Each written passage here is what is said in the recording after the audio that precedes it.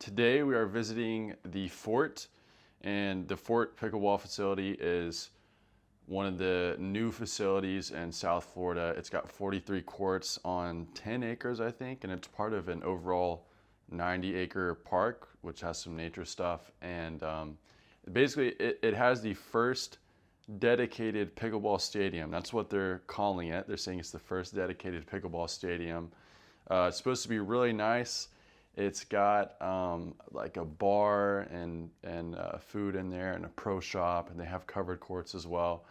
So yeah, I'm gonna be picking up my buddy Lance from the airport, and we're gonna go play some there. And then later in the day, I'll have it's called 50 Fridays. So it happens at Replay Sports, which is the indoor facility up in Boynton Beach. And it's just a place where you like high level play. You get in and do open play rotation, and I'm playing with my partner who I'll be doing a moneyball on Sunday with. So we're gonna get some practice reps in and see our chemistry and work on strategy and things like that. Let's go. On the way to the airport now, and wanted to talk a little bit about the mental aspect of pickleball. And one of the purposes of these videos is to help me kind of retain the information and the things that I'm working on and document what I'm doing, and B, to help other people and maybe be relatable or assist people and give them info that they need and find interesting and helpful. So talk about the mental aspect a little bit, because something that's been really frustrating lately, or throughout the time I've been playing pickleball really, is seeing people come into the sport after I got into it and just really quickly become successful. And that's not to disregard all the hard work they put in, because the people who are coming into the sport and becoming very successful are putting in a lot of hard work. And I see that, because without it, you can't get that good at pickleball. Like, the high level tennis background, like people who come from being really excellent junior tennis players and college tennis players, really helps. It really assists that process, right? That's what allows people to come in and be a top player in 2 years. But it's not but it's the hard work that they put in, the drilling and the training and stuff, that eventually allows it to happen. But their tennis background was the groundwork for that. And I guess what I'm frustrated about is that I don't have the high-level tennis background. Like, I did play for 2 years after I switched from baseball. But there's a sense of entitlement that I have, because, I've been playing for longer. I've been playing for twice as long as some of these guys have. I train as much as they do or more. I study the game, and I don't see the results. I don't have the same results. And so I can feel in myself that there's like a sense of entitlement, like, I deserve to be in their position, or I should be as good as them. And also like discouragement of like, wow, I'm like training this much and I don't see near the same results. And some days I feel worse than I was last year, and I think a lot of people can relate to that one. Like, man, I don't even see the progress at all. But you have to keep in perspective, like, everyone around you is also improving at the same time. So you're not going to just immediately like surpass everyone that you play with when you start training seriously. So yeah, that's tough, frustrating. But when I think about it, like, kind of the self-talk with myself is like, well, you got a couple options here. You can complain about it,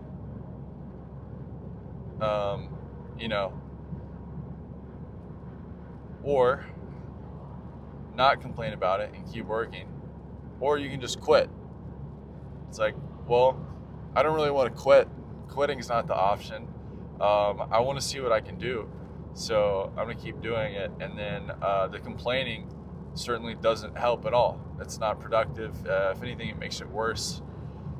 And it's a way to outlet like negative emotion and release negative emotion. But you know, in the end, like after you do it, you're like, wow, that didn't really help. You know, I just feel worse. And now I look like a wimp because I just complain about stuff, and no one likes to be around complainers anyways. You know, there's really no purpose for it. So I'm gonna try to keep my mouth shut and just keep training, keep putting the work in. And I think I can surpass those people. I think it's very possible. I can't guarantee that it'll happen. I mean, the reality is I don't know, but keep grinding. And then another thing that I spoke about with my mental coach and performance coach yesterday, talking about just like playing right side as a left-handed person and dealing with this constant conflict of like in men's doubles, of the person in the middle always wanting to take the forehand, always wanting to be the dominant, or the person on the left side always being dominant, because people who play left side in pickleball as right-handers are typically used to taking up the majority of the court, and rightfully so, because they'd be playing with another right-handed person, so their forehand's there and they're taking most of those balls. And that really irks me a little bit, because I like to play aggressive. I like to take court. I'm long and lanky, so I can reach stuff. Well,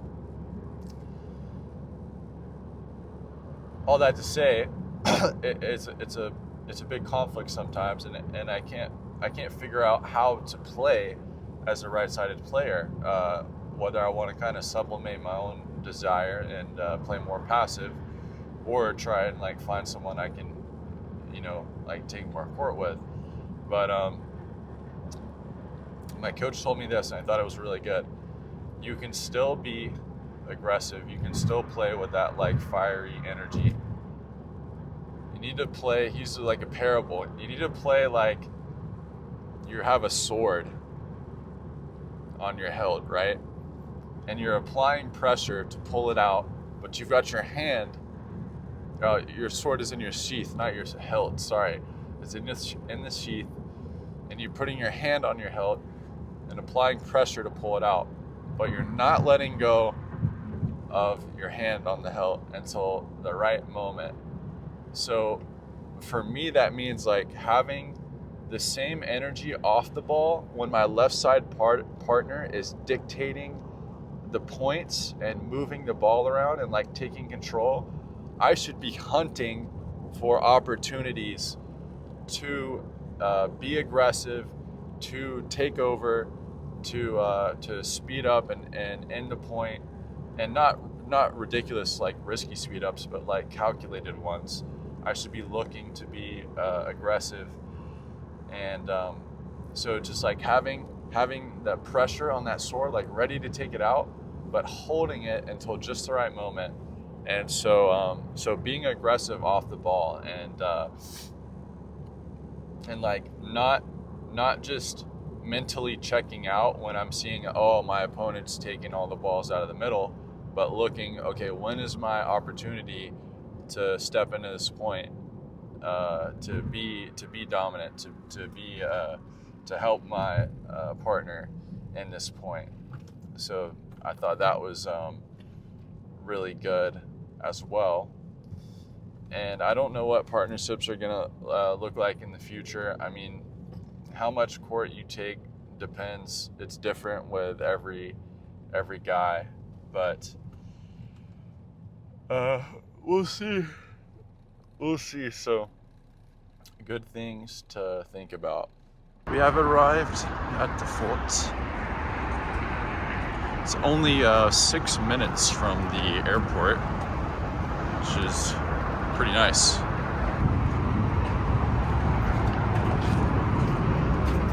Thank you.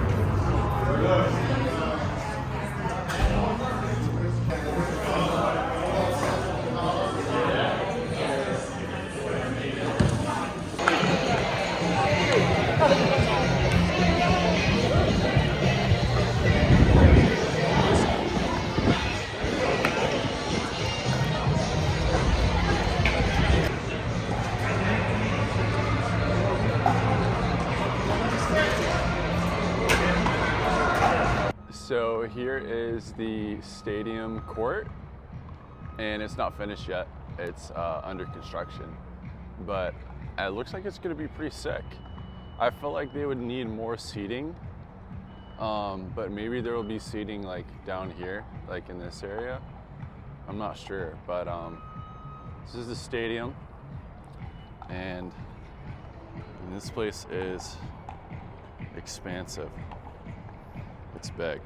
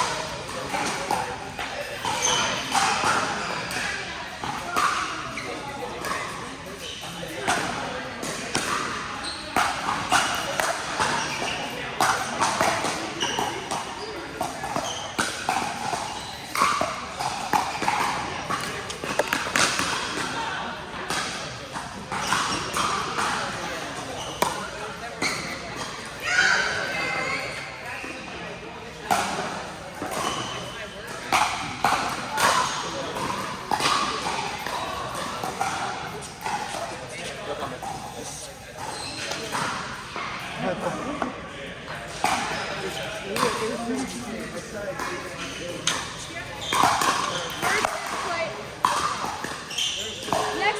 one.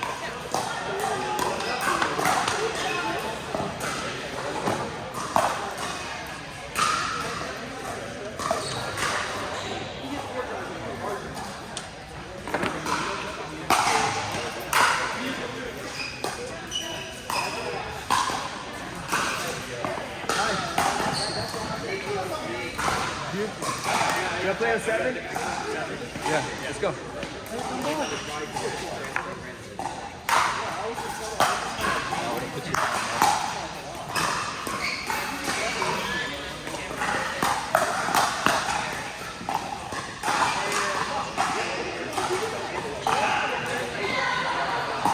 it's like,